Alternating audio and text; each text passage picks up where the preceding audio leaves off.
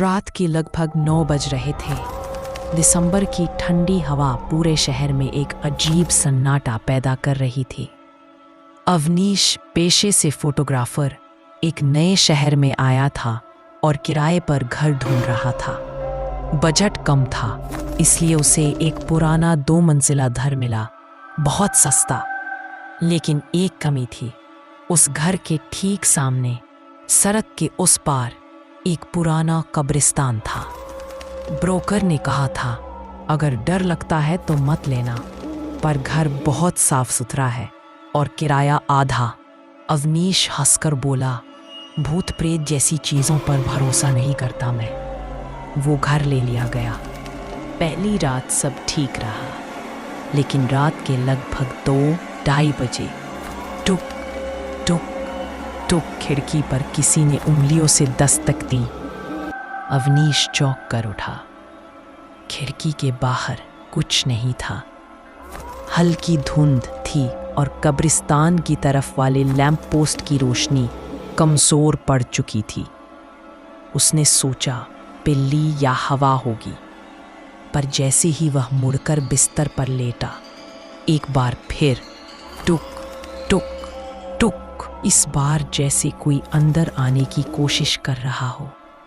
इस बार अवनीश ने हिम्मत करके खिड़की खोली, बाहर झांका, कोई नहीं। लेकिन धुंध में उसे एक बात साफ दिखी।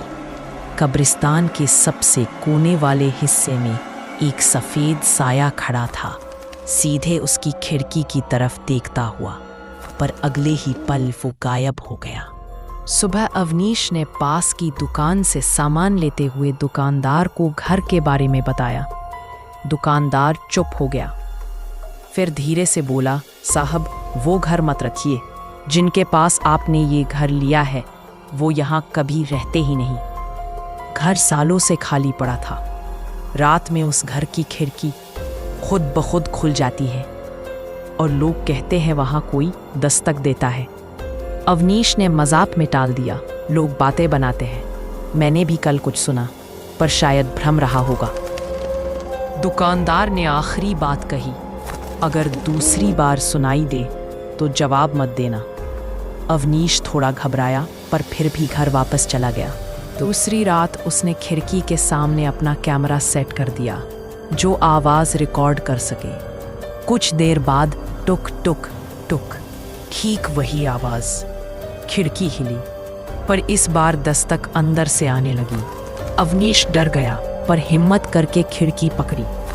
खिड़की किसी ने जोर से बाहर खींची, जैसे कोई उसे खोलना चाह रहा हो। थोड़ी देर बाद आवाज़ बंद हो गई। सुबह उसने कैमरा चेक किया। वीडियो में खिड़की के पास जैसे धुंधला चेहरा दिखा और एक धीमी फुसफुसाहट, दरवाज़ा खोलो। उस रात अवनीश ने तय किया कि अब जो भी होगा वो अपनी आंखों से देखेगा। वो जागकर खिड़की के पास ही बैठ गया।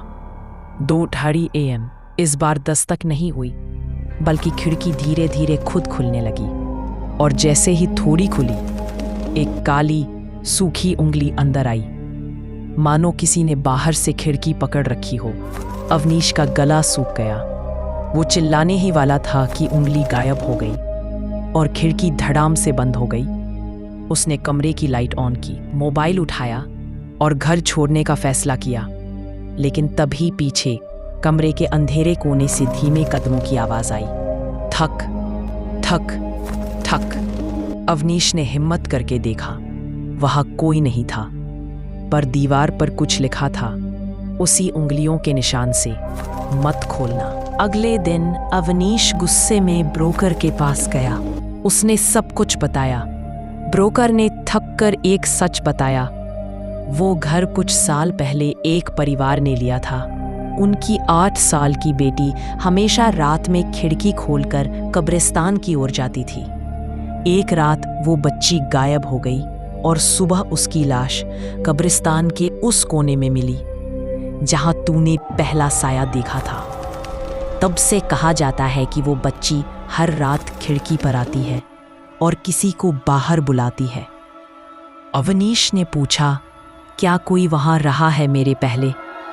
ब्रोकर ने धीरे से कहा, जो भी रहा 2 रात से ज्यादा नहीं टिक पाया।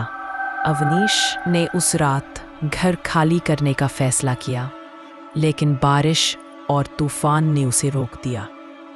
रात के 2 घंटे दाई इस बार दस्तक नहीं आई, खिड़की खुली भी नहीं। कमरा पूरी तरह शांत था, खतरनाक रूप से शांत। अचानक कमरे में बच्ची की धीमी हंसी गूंजी। ही। अवनीश का दिल जम गया। बिजली चली गई, पूरे घर में अंधेरा। मोबाइल की फ्लैशलाइट ऑन करके उसने बाहर जाने की कोशिश की, लेकिन मुख्य दरवाज़ा अंदर से बंद था, जैसे किसी ने कुंडी लगा दी हो। पीछे से कदमों की आवाज़ आई, छोटे छोटे पैरों की, जो ज़मीन पर पानी की बूंदों के निशान छोड़ रहे थे। अवनीश डरते हुए पीछे मुड़ा। उसने देखा एक छोटी बच्ची गीले बालों के साथ उसके कमरे के दरवाजे पर खड़ी थी। उसके होंठ नीले, चेहरे पर चोट के निशान और आंखें पूरी तरह काली। वो मुस्कुराकर बोली, बाहर चलोगे मेरे साथ? वहाँ बहुत दोस्त हैं। अवनीश ने आंखें बंद कर ली और चिल्लाया, नहीं। और जैसे ही उसने नो बोला, बच्ची ने गुस्से में खिड़की की तरफ देखा। खिड़की अपने आप खुल गई, बाहर तेज हवा चली और वो बच्ची अचानक खिड़की से कूदकर गायब हो गई। सुबह होते ही अवनीश घर छोड़कर दूसरी जगह चला गया, पर वो उस वीडियो को कभी डिलीट नहीं कर पाया। कभी कभी उसे लगता है रात में कोई उसे फिर से पुकार रहा है।